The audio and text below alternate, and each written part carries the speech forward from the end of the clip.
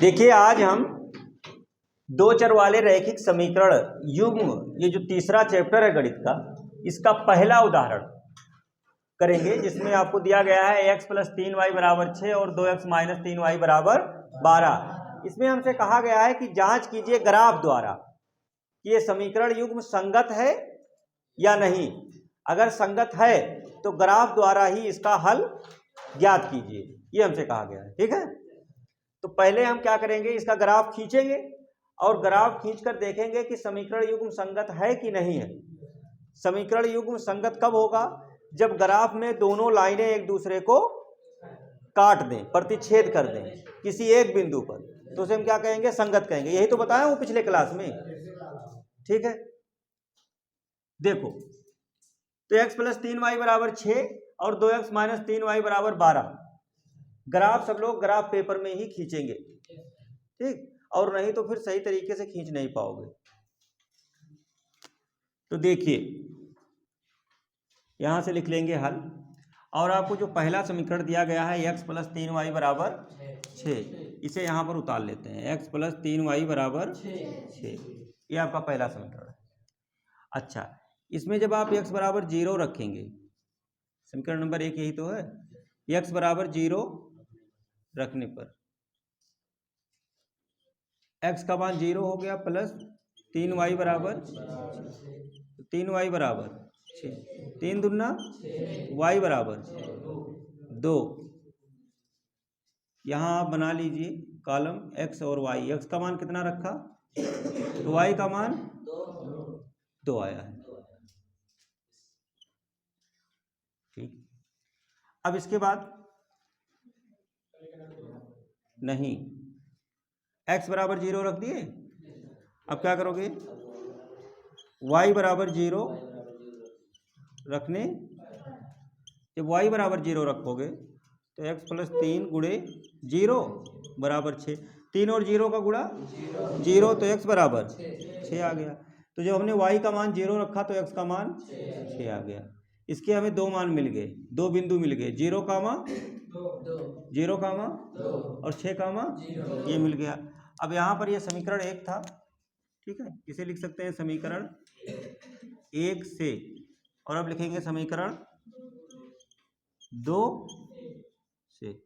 समीकरण 2 उतारिए, 2x - 3y = 12, ये समीकरण नंबर 2 है। x =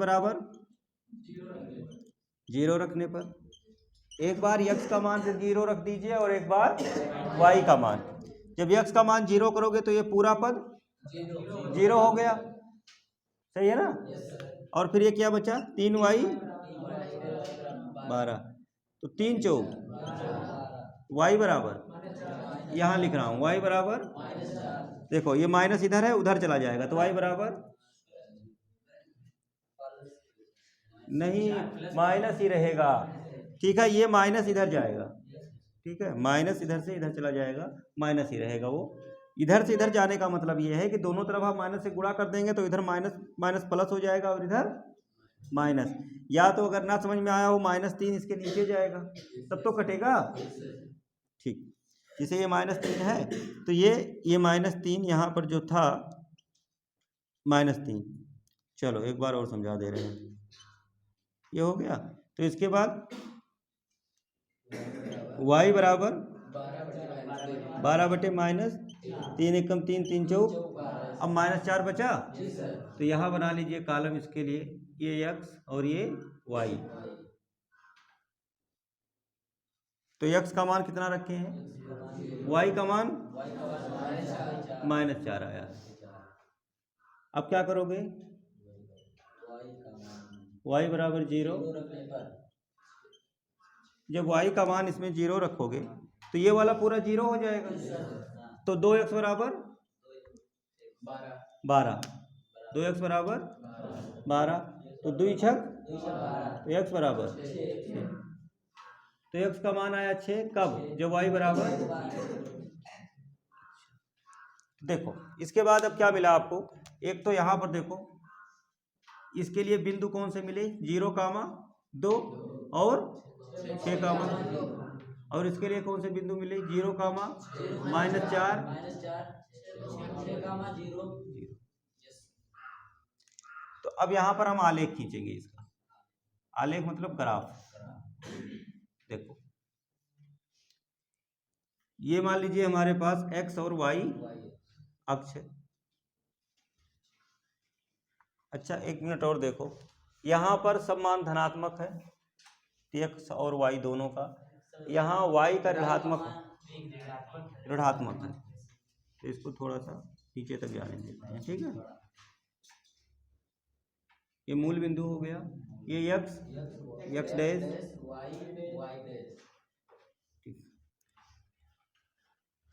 तो देखो x का सबसे बड़ा मान 0, 6, 6 है ना, तो यहाँ से 1, 2, 3, 4, 5, 6, ठीक। y का सबसे बड़ा मान 2, यहाँ तो 2 है और यहाँ -4, 1, 2, 3, 4 और यहाँ नीचे -1, 2,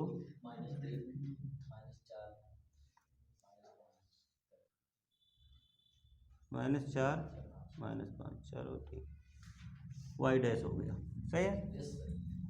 चलिए अब देखिए पहला जो रेखा था ये 0,2, पहला बिंदु 0,2 x का मान 0। देखो इस ब्रैकेट में जो पहला मान होता है वो x का होता है और दूसरा y का। किसी भी ब्रैकेट में बिंदु जब आप प्राप्त करते हैं तो उसमें पहले x का मान होता है दूसरा y का। तो पहला 0 किसका मान है? x का। तो x अक्ष पे, अच्छा इधर भी लिख दो -1, -2। देखो x का मान 0, तो ना x पर इधर जाना है और ना इधर जाना है, x का मान 0 है। y का मान 2, धनात्मक है ना, तो देखो धनात्मक मतलब ऊपर 1 और 1 2, इस बिंदु का नाम a रख सकते हैं और यहाँ पर लिख देंगे 0,2।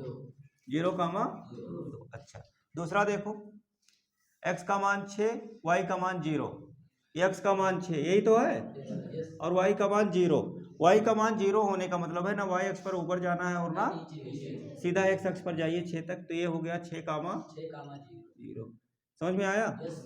इसको मिला दीजिए, ये हमने मिला दिया, पटरी से मिलाइएगा तो लाइन सीधी मिलेगी।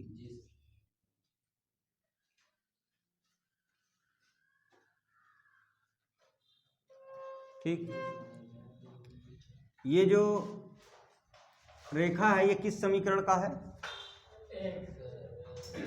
x + 3y बराबर, चाहो तो आप इसे लिख सकते हो यहाँ पर, ये इसका हो गया।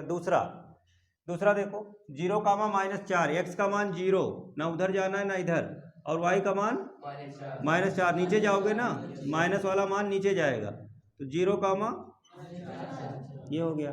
फिर x का मान 6 और y का मान 0, तो फिर से यही बिंदु हो गया, तो इसको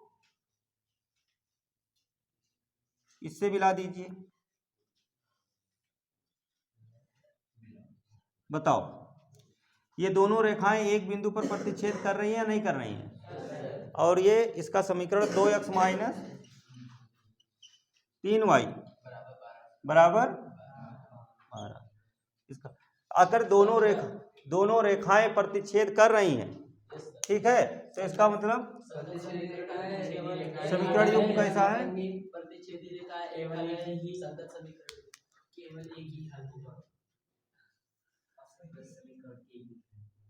ठीक, चूंकि रेखाएं एक बिंदु पर प्रतिच्छेद कर रही हैं इसलिए समीकरण युग्म संगत है। तो यहां मैं लिख रहा हूं चूंकि रेखाएं एक बिंदु पर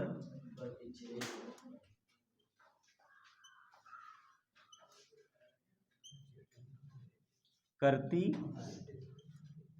हैं इसलिए समीकरण युग्म कैसा है? ठीक। अच्छा कह रहा था अगर समीकरण युग्म संगत है तो हल ज्ञात कीजिए। तो प्रतिच्छेद बिंदु प्रतिच्छेद क्या है 6,0 है, इसलिए x बराबर 6 y बराबर, समीकरण युग्म का ये हल है। x का मान 6 और y का मान, जहां प्रतिच्छेद करेगी जाकर के ना, जिस बिंदु पर जाकर के दोनों रेखाएं प्रतिच्छेद करेंगी, उसी बिंदु को, उस बिंदु पर जो x और y का मान होगा वही समीकरण युग्म का हल होगा। तो जिस बिंदु पर ये प्रतिच्छेद कर रहे हैं उस बिंदु पर x y का मान क्या है, x का मान 6, y का मान 0, तो x बराबर 6 y बराबर 0, यही समीकरण युग्म का हल है। अगर इस समीकरण युग्म के हल से ये जो प्राप्त हुआ है 6 और 0, ये x और y का मान तुम इन दोनों में से किसी भी समीकरण में रखोगे तो इसको ये संतुष्ट करेगा। देखो जैसे x का मान 6 y बराबर और y का मान 0, यहाँ रखो 6, यहाँ रखो और यहाँ रखो 0, तो ये पूरा 0 हो गया, ये पूरा 0 हो गया ना, और ये 6, तो 6 से बराबर हो गया, सत्य है। और इसमें दूसरे में ये पूरा 0 हो गया और यहाँ रखो 6, तो 6 दूनी 12, दोनों पक्ष बराबर हो गए, समझे। तो इस तरीके से ये समीकरण युग्म संगत है और इसका हल x बराबर 6 और y बराबर 0 है, ठीक है। और ग्राफ इस तरीके से आप लोग खींच सकते हैं ग्राफ पेपर में, तो इसे बनाइए, फिर उसके बाद दूसरा बताइए। उदाहरण नंबर 2 में आपको दिया गया है 2 समीकरण और आपसे पूछा जा रहा है कि ग्राफ द्वारा बताइए कि समीकरण युग्म का कोई हल नहीं है, एक हल है या अपरिमित रूप से अनेक हल है, ग्राफ द्वारा बताइए। हम जानते हैं ग्राफ में जब दोनों रेखाएं किसी एक बिंदु पर प्रतिच्छेद करती हैं तो एक हल होता है, तरूपर हो जाए तो अनेक हल होता है, और अगर एक दूसरे के समांतर हो कोई भी हल नहीं है, ठीक है, इतनी बात जानते हैं। तो समीकरण नंबर 1 दिया हुआ है। अब जरा ये समीकरण नंबर 2 जो बटे में है इसको सिंपलीफाई करते हैं। जैसे बटे के नीचे 5 है, बटे के नीचे 5 है, तो पहले 5 से गुणा करो, इसमें 5 गुणे 3 x, 5 गुणे 3 x, 24 गुणे 5, 24 गुणे 5 बटा 5 5 गुणे 3 बटा 5, 5 गुणे 0, 5 दिया 5 कट गया, 5 24 5 कट गया 3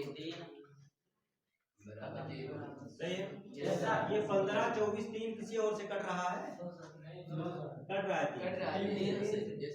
3 से भाग कर दो, 3 बचे 5 x 3 24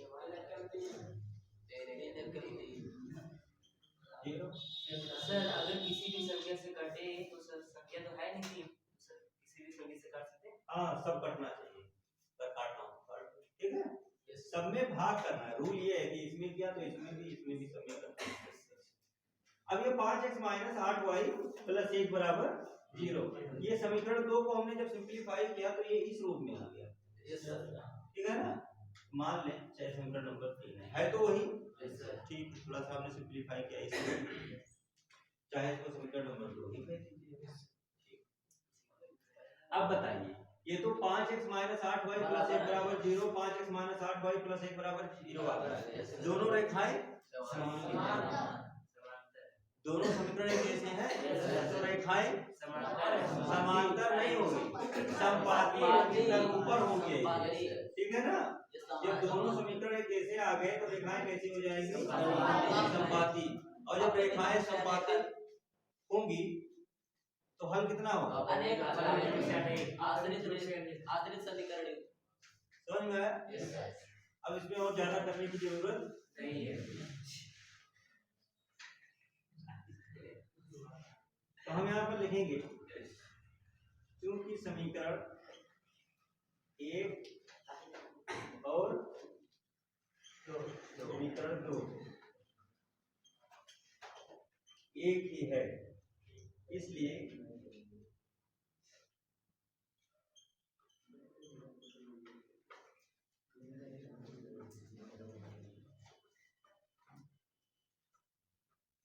इनके ग्राफ में समपाती रेखाएं प्राप्त होंगी।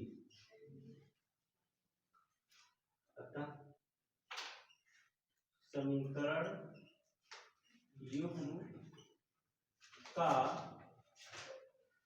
अपरिमित रूप से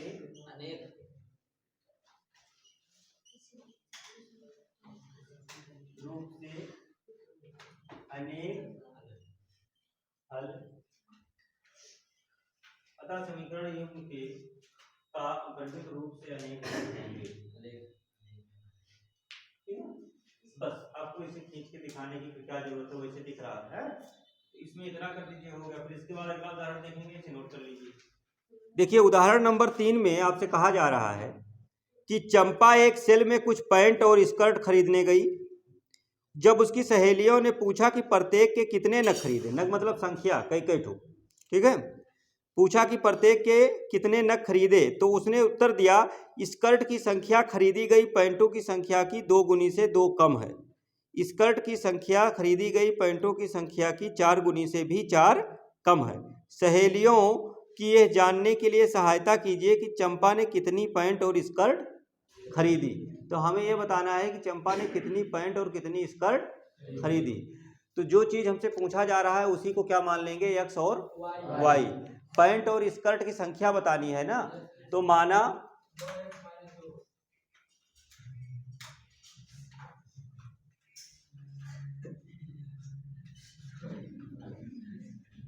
पैंट की संख्या बराबर x तथा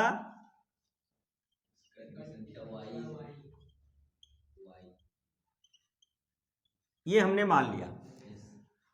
अब यहां लिखिए प्रथम शर्त, 2 स्थितियां दी गई है ना। देखो पहली बात ये क्या कह रही है, तो उसने उत्तर दिया स्कर्ट की संख्या खरीदी गई पैंटों की संख्या की 2 गुनी से 2 कम है। स्कर्ट की संख्या, स्कर्ट को क्या माना है, वाई माना है। स्कर्ट की संख्या खरीदी गई पैंटों की संख्या के 2 गुनी से 2 कम है। स्कर्ट की संख्या खरीदी गई पैंटों की संख्या कितनी है, x। खरीदी गई पैंटों की संख्या x हमने मान रखा है। खरीदी गई पैंटों की संख्या के 2 गुनी से 2 कम है, 2 गुनी से। अब फिर से सुनो, चंपा ने क्या कहा, चंपा ही तो है, चंपा ही है। चंपा ने क्या कहा कि स्कर्ट की जो संख्या है वो पैंटों की संख्या के दुगुने से 2 कम है। तो हम y बराबर, y मतलब स्कर्ट की संख्या, y बराबर लिख रहे हैं पैंटों की संख्या का दुगुना और फिर उसमें से 2 घटा दे रहे हैं।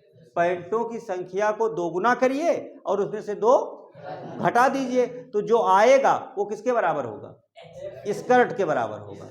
ठीक है ना, स्कर्ट की संख्या के बराबर। और स्कर्ट की संख्या को हमने क्या मान रखा है, बताओ, ये बात समझ में आ रही है ना।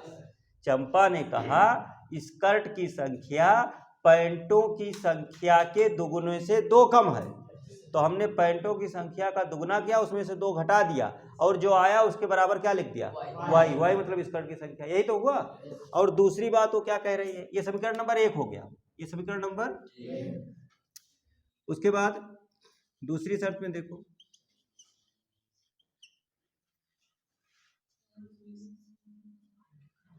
दूसरी शर्त में कह रही है कि स्कर्ट की संख्या खरीदी गई पैंटों की संख्या की 4 गुनी से भी 4 कम है। स्कर्ट की संख्या खरीदी गई पैंटों की संख्या के 4 गुनी से भी 4 कम है।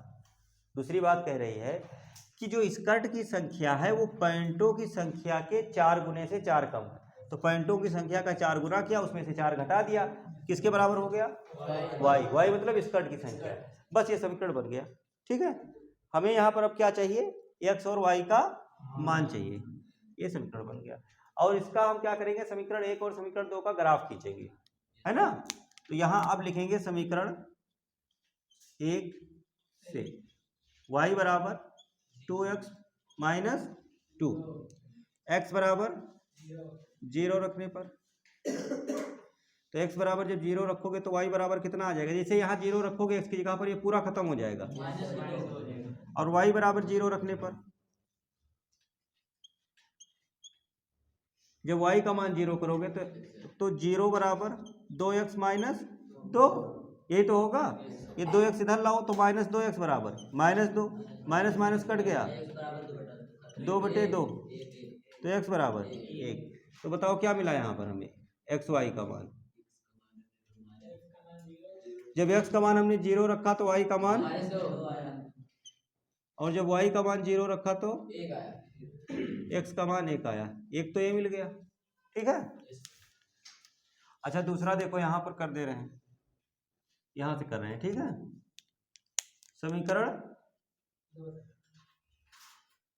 2 से, समीकरण 2, y बराबर 4x माइनस, ये है समीकरण 2। तो x बराबर 0 रखने पर, जब x 0 रखोगे तो y बराबर -4, और y बराबर 0 रखने पर 1 ही आएगा। चलो लिख देते हैं, 0 बराबर 4x माइनस 4, इसे इधर ले आओ, -4x बराबर -4, माइनस माइनस कट गया, 4 1 कम, x बराबर। तो यहाँ देखो x y, x का मान जब 0 रखा तो y का मान, और जब y का मान 0 रखा तो इसका मान, ये हो गया। अब इसका आलेख खींचेंगे, है। ये यहाँ पर आपको बिंदु क्या मिला, 0, -2, और यहाँ 1, और यहाँ क्या मिला, ये मिल गया। आलेख खींचते, देखो x का जो बड़ा मान है वो 1 है, y का -4 है ना, तो माइनस वाला बड़ा चाहिए। देखो x डैश y 1 2 3 4, -1 -2 1 2 -1, ऐसे रहेगा। देखो पहला क्या है, 0, माइनस, x 0 है और y, तो यहाँ आएगा ना 0, -2। फिर उसके बाद 1, 0, x का मान 1 है और y का मान 0, तो ये 1, यहाँ पर लिख दें 1, 0। इन दोनों रेखाओं को मिलाना है, ठीक है। देखो ऐसे,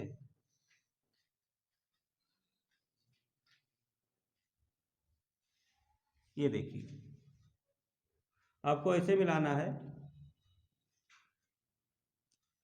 ऐसे मिलाना है कि इन दोनों को मिलाते हुए एक सीधी रेखा खींचना है, ठीक।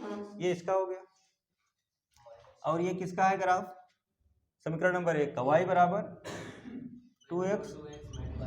अच्छा दूसरा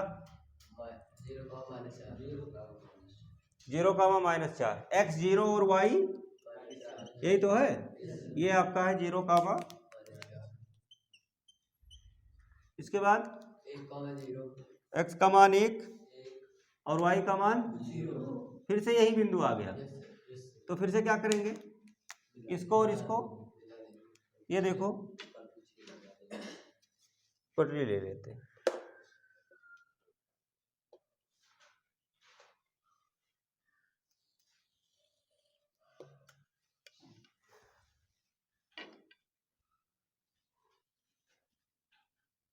ठीक। ये हो गया, ये किसका है ग्राफ, दूसरे समीकरण y बराबर 4x माइनस। अब देखिए ये दोनों रेखाएं प्रतिच्छेद कर रही हैं, एक बिंदु पर प्रतिच्छेद कर रही हैं। किस बिंदु पर प्रतिच्छेद कर रही हैं, इसको थोड़ा साफ लिखते हैं, किस बिंदु पर, 1, 0। तो हम यहाँ पर लिखेंगे, चूंकि आलेख में रेखाएं बिंदु 0, 1, 0 पर प्रतिच्छेद करती है, इसलिए x बराबर 1 और y बराबर 0, x बराबर 1 और y बराबर 0। तो बताओ x क्या था, पैंट, और y क्या था, स्कर्ट। अतः पैंट की संख्या कितनी है, 1, और स्कर्ट की संख्या कितनी है। तो चंपा ने क्या क्या खरीदा, एक पैंट खरीदी थी, ठीक है, स्कर्ट नहीं खरीदी थी। तो चंपा ने केवल एक पैंट खरीदा था और स्कर्ट की संख्या 0 है। ठीक, तो इसे आप लोग नोट कर लीजिए। इसके बाद प्रश्नावली होमवर्क में है, उसके जितने क्वेश्चन कर सकते हैं करिए, नहीं तो फिर बताएंगे।